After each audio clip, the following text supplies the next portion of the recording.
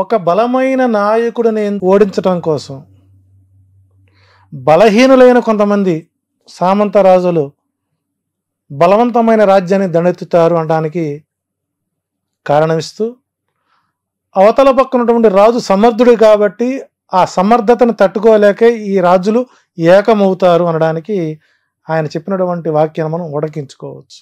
గత 2 నెలలుగా 175 నియోజకవర్గాలు తిరిగినటువంటి వ్యక్తిగా అనుభవంగా చెబుతున్నానండి. కూటమి ఎఫెక్ట్ ఆంధ్రప్రదేశ్లో 1% కూడా ఎఫెక్ట్ పడలేదండి. ఓకే. ఎందుకు కూటమి అంటే ఫెయిర్ అండ్ ఫీల్ తెచ్చుకోవడం కోసమే. ఎందుకంటే ఒక నాయకుడు 2 పార్టీలను పోషించాలి. ఇటు బీజేపీ క్యాండిడేట్లని సర్దుకోవాలి, జనసేనకి సప్లై చేయాలి, ఇంధనం పెట్టుకోవాలి, ధనం పెట్టుకోవాలి, పంచమకారాలు మగువ, మద్యం, మాంసం, మత్స్యం, ముద్ర ఇవన్నీ కొడాలి. ఇక్కడికి ఎన్నికల యొక్క కష్టం కంటే ఈ సర్దుబాట్ల మీదే పాపం తెలుగుదేశానికి సమయం సరిపోవటం లేదు. ఈ రోజు వరకు బీఫారం ఇచ్చే వరకు వీళ్ళు ఉంటారు, వీళ్ళు ఉండరు, కొత్త వాళ్ళు వస్తారు, ఫ్లెక్సీ మారుతుంది, ఆ ఫ్లెక్సీలో క్యాండిడేట్ మాట్లాడి తప్పితే మరొకరు మారరు. కాబట్టి ఇక్కడ అంటే కూటమి అనేటువంటిది అస్థిరత్వంగా ఉంది. ఒక రకంగా చెప్పాలంటే కూటమి వల్లనే జగన్మోహన్ రెడ్డి యొక్క గ్రాఫ్ పెరిగింది అనుకోవటం చెప్పడానికి నేను ఎక్కడా సందేహించను. సో ఓవరాల్గా సరే 175 అనేటువంటిది వాళ్ళ కార్యకర్తలకు బూస్టప్. అది అట్లా ఈ కూటమి మాకి 150 సీట్లు మేము గెలుచుకుంటామని వీళ్ళు అంటున్నారు. పాప 10 గెలుతున్నారు అర్థం కావట్లా. అంటే 170 సీట్లకి 20 సీట్లు వదిలేస్తున్నారు. అవి ఎందుకు అర్థం కావట్లేదు. కానీ ఈ ముగ్గురులో ముగ్గురు 3 స్తంభాల ఆట ఆడుతూ ఎవరిని ఎవరు ఓడించాలో వాళ్ళు నిర్ణయించుకుంటున్నారు. ఓడినా తెలుగుదేశమే, గెలిచినా తెలుగుదేశమే. కాకపోతే పార్టీ మారింది ఎవరంటే జనసేన, పవన్ కళ్యాణ్ జనసేన పార్టీ అధ్యక్షుడు, బీజేపీ అధ్యక్షురాలు పురంధరేశ్వరి గారు, ఆమె బ్యాక్గ్రౌండ్ తెలుగుదేశం బ్యాక్గ్రౌండ్, కొంతకాలం కాంగ్రెస్ బ్యాక్గ్రౌండ్, కొంతకాలం వారి భర్త గారు వైసీపీ బ్యాక్గ్రౌండ్.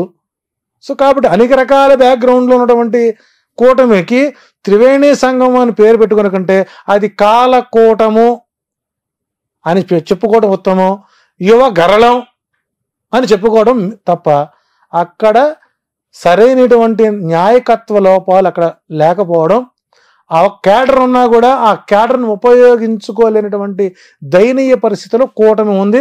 జెండాలు మోయడానికి కార్యకర్తలు అన్న సంధానం అనేది వాళ్ళ మొదటి పెట్టినటువంటి చిలకలూరుపేట సభలోనే వారి డొల్లతలను బయట పెట్టుకున్నారు.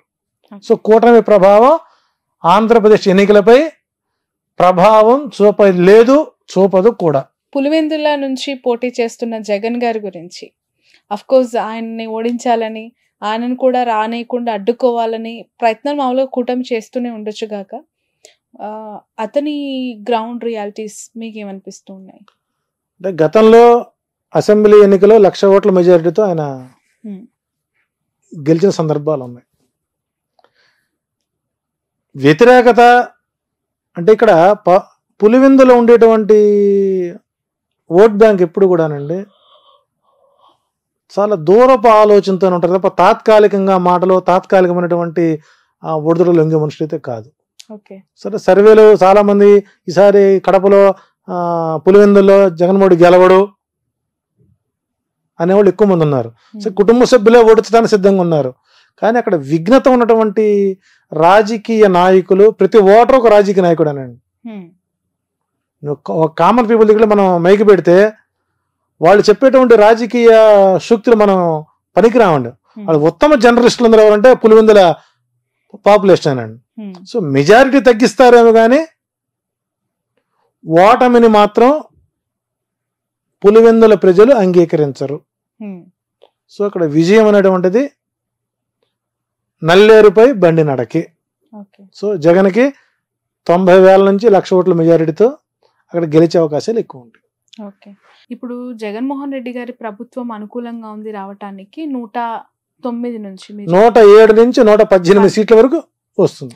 అది ఏ రకంగా ప్రిడిక్ట్ చేశారు? జగన్మోహన్ రెడ్డి జాతకం చూసా, లేదంటే ఆయన పుట్టిన birth year and date of birth తోనా, లేదంటే ఈ కూటమిలో ఉన్న ఈ కలిసిన ముగ్గురు లీడర్ల జాతకం బట్ట? ఇక్కడ 175 స్థానాలు, ఏ స్థానానికి ఆ స్థాన బలం. ఉదాహరణకి నెల్లూరు పార్లమెంట్ ఉంది. 1952లో ఎస్టాబ్లిష్ అయినటువంటి నెల్లూరు పార్లమెంట్ ఎంపీ సీట్. ఆ రోజు ఉన్నటువంటి ప్లానెటరీ పొజిషన్ ఏంటి? యాజ్ పర్ యాజ్ మేధిని జ్యోతిష్యం ప్రకారం ఒక రాజకీయ ప్రొడక్షన్ చేయాలి అని అంటే ఆ ప్రాంతం ఎప్పుడు ఎస్టాబ్లిష్ అయింది, ఆనాటి గ్రహస్థితులేంటి, ఆనాటికి ఇప్పుడున్నటువంటి రాజకీయ నాయకుల యొక్క గ్రహస్థితులేంటి, పార్టీ ఆవిర్భావం ఏంటి, వ్యక్తిగత జాతకం ఎంతవరకు దోహదపడుతున్నటువంటి నిర్ణయాలు తీసుకున్నట్లయితే 2019లో 151 సీట్లకి ఆ భూమండలం ఆయనకు యోగించింది. సో 5 సంవత్సరాల సమయంలో ఆ గ్రహస్థితులు అనేక రకాల మార్పులు వచ్చేసరి గురుమూడమి, శుక్రమూడమి, సూర్యచంద్ర గ్రహణాలు ఎక్కువ ఉన్నాయి, ముహూర్తాలు లేకపోవడం, కొంత అనుకూల గ్రహస్థితులు అనుకూల వాతావరణం లేకపోవడం, 2 శుభగ్రహాలకి 7 పాపగ్రహాలకి ఆధిపత్యాలు రావడం పూర్తి స్థాయిలో రాజకీయం మీద ప్రభావం పడుతుంది. 400 ఎంపీ సీట్లు కావాలనుకుంటున్న మోడీ గారికి కూడా ఈసారి ఎదురైతే ఎక్కువగా ఉంటుంది. 270, 280 వచ్చి ఆగిపోతాడు ఆయన కూడా. ప్రాంతీయ పార్టీల హవాలు ఎక్కువ అవుతాయి. సో కాబట్టి ఒక నియోజకవర్గంలో విజయ అవకాశాలు నిర్ధారణ చేయాలంటే ప్లస్ ఆ ప్రాంతంలో ఉండేటువంటి రేఖాగణితం మీద, లాంగ్ లాచిట్యూడ్ మీద ఆ వ్యక్తి యొక్క అభిప్రాయం, ఆ పార్టీ యొక్క బలం ఆ ప్రాంతాన్ని క్రోడీకరించుకున్నప్పుడు మాత్రం చేయం. కాబట్టి రూరల్ ప్రాంతాలు ఏవైతే సముద్ర తీర ప్రాంతాలు ఉన్నటువంటి 900 కిలోమీటర్లు ఏవైతే ఉన్నాయో, రేడియేషన్ అవుతుందో, సముద్ర మట్టానికి 180 అడుగులు ఎత్తున్నటువంటి ప్రాంతాలు ఏవైతే ఉన్నాయో, ఇవన్నీ కూడా జగన్మోహన్ రెడ్డికి మేజర్ ప్లస్గా మారుతున్నాయి. కాబట్టి విజయం, పార్టీ విజయానికి అవకాశాలు ఎక్కువగా ఉన్నాయి. సో ప్రతికూల వాతావరణంలో ఈ రోజున గనక ఇప్పటికిప్పుడు చంద్రబాబు నాయుడు గారు లింగమనేని రమేష్ ఇల్లు గనక వదిలేసి, అప్పట్లోనే బస్సులో పడుకున్నాను, బాత్రూంలో పడుకున్నాను చెప్పుకున్నాడు కదా, అట్టాగా పడుకుంటూ ఆయన పార్టీ ఆఫీసులో కానీ లింగమనేని ఆక్రమిత స్థలంలో కానీ బీ ఫారం ఇస్తే ఓటమి పాలయ్యే వాళ్ళు 112 మంది ఉంటారండి. ఈ బీ ఫారం ఇచ్చే వరకు వీళ్ళు ఉంటారని నమ్మకం లేదు, కొత్త వాళ్ళు వస్తారు రాకపోరని నమ్మకం లేదు. సో కాబట్టి మేధిని జ్యోతిషం ప్రకారం జగన్మోహన్ రెడ్డి డైమండ్ షేప్లో ఆయన వజ్ర వ్యూహాన్ని అవలంబిస్తున్నారు. ఆ వజ్ర వ్యూహం ఎఫెక్ట్ ప్రతిపక్ష కూటమిపై పడింది. కాబట్టి ప్రతిపక్ష కూటమి ఎనబలు చేసేటువంటి తప్పులే జగన్మోహన్ రెడ్డి విజయానికి పునాదులు అవుతాయని చెప్పచ్చు. సింపుల్గా చెప్పాలంటే వాలంటరీ వ్యవస్థ.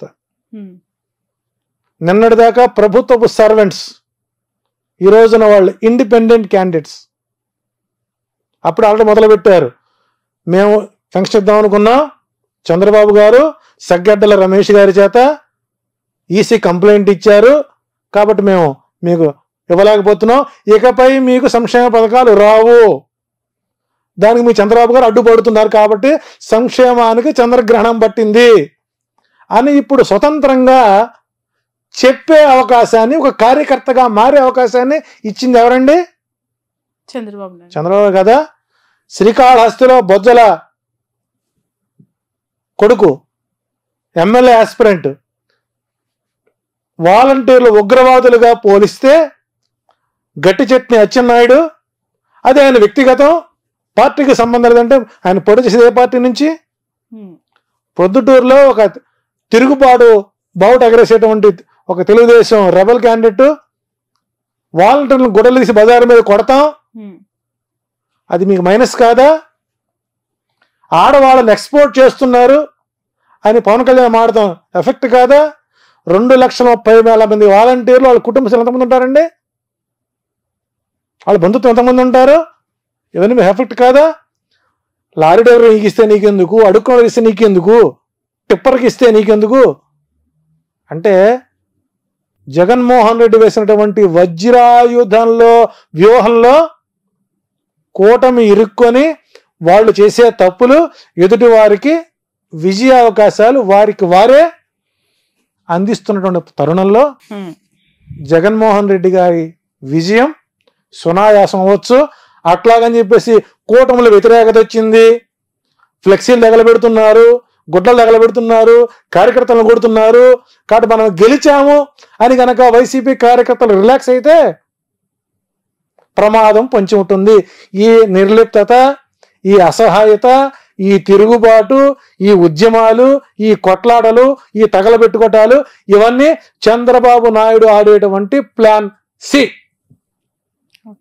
ప్లాన్ బి అంటే జనసేనని బీజేపీని ఓడించటం. ప్లాన్ సి అంటే వ్యతిరేకత ఉన్నదని ఒక కలరింగ్ ఇచ్చి కార్యకర్తల్ని మోహరించి వైసీపీ వాళ్ళని రిలాక్స్ చేయడం. కాబట్టి చంద్రబాబు నాయుడు గారు పోల్ మేనేజ్మెంట్ లో దిట్ట అని పవన్ కళ్యాణ్ గారు ఒప్పుకున్నారు. వారికి కావాల్సిన దాష్టికులు కావాలి, నాయకులు కాదు, సలహాలు ఇచ్చేవాళ్ళు కాదు, సూచనలు ఇచ్చేవాళ్ళు కాదు. చూడండి ఆ వీడియో చూడండి మీరు. నాకు దాష్టికులు కావాలి అంటే రౌడీ మొక్క కావాలి, తగలబెట్టేవాళ్ళు కావాలి, మడ్రలు మానభంగాలు చేసేవాళ్ళు కావాలి, లూటులు చేసేవాళ్ళు కావాలి. వీళ్ళ మన కర్మక రాజకీయ నాయకులు. సో కాబట్టి సంక్షేమమే జగన్కి శ్రీరామ రక్ష. నవరత్నాలే నవగ్రహాలై నవ పాలకులై జగన్మోహన్ రెడ్డికి అనుకూలంగా ఉంటుంది. అందులో శని ఈసారి మంత్రి అయ్యాడు, రాజు ఏం చేయలేడు. సస్యాధిపతి, రసాధిపతి, అర్ఘ్యాధిపతి, సైన్యాధిపతి శని అయ్యాడు. కాబట్టి శని ఎవరికి బలంగా ఉన్నాడంటే జగన్మోహన్ రెడ్డికి బలంగా ఉన్నాడు. కర్షకులకు, శ్రామికులకు సపోర్ట్ ఎవరైతే ఏ రాజు అయితే సహకరిస్తాడో ఆ రాజ్యం సుభిక్షంగా ఉంటుంది. అప్పులు పాలైపోయింది. చాణక్యని చదివి చావండి ఒక్కసారి రాజకీయ నాయకులు.